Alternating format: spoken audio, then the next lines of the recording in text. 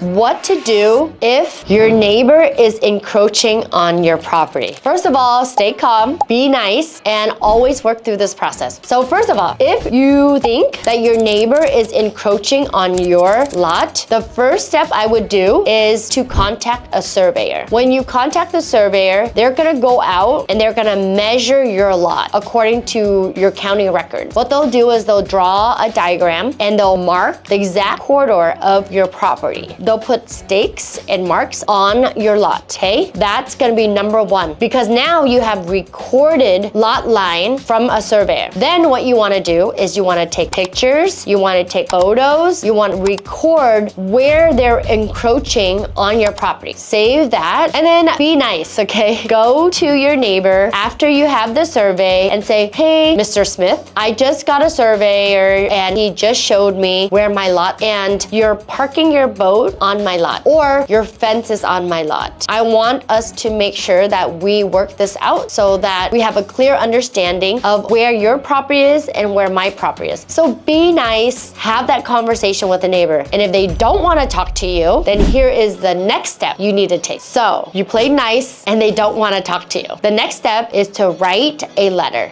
And in the letter, be nice, okay? Explain exactly what the surveyor found and include the survey that was completed and attach it to the letter. Also, maybe create some recommendations like, hey, here's a recommendation. This is what I think we should do to mitigate this issue, okay? And send them that certified letter to them. Give it 2 or 3 weeks, see if they respond. If they don't respond, your official letter that you certified and sent it to them, the next step is to hire a real estate attorney. Your real estate attorney will help you package it and ensure that your property line is protected. And if you need an amazing real estate attorney, reach out to me and I would love to help you and refer you to the right attorney to help you through this process, because it could be messy, but 9 out of 10, if you speak and be nice to your neighbor, you can always work it out, because no one wants to live next to someone and be bitter about it, okay? So work together, and if you need help, just reach out to me. Here is a scenario that happened a few years ago. I helped a client buy a property on the lake. On the lake, there is this community gate that goes from the lake to my client's house. We knew it was a community gate, and we had weird people coming through that gate, and my client was like, I don't want the gate in there anymore. And when they went to petition to remove the gate, they couldn't remove it because the fact that that gate was part of the property and the community. At the end of the day, they had to keep that gate there. And I'm telling you, when you purchase a property that is more of an estate property where it sits on half an acre to an acre, from my experience, you really need to do a survey. I know it's more money than you want to spend, because a typical survey could cost you anywhere from $2,000 to $4,000, but it will relieve you from the heartache and the stress in the future. Because if we had done the survey in the beginning and understood that, does that gate belong to us? Can we remove it before we purchase it? All those questions would have been answered before. So from lessons learned from my past, when you're purchasing an estate property, please make sure you do a survey so you avoid these issues that arise in the future. And if you need a good surveyor, reach out to me. I have a few and they are amazing.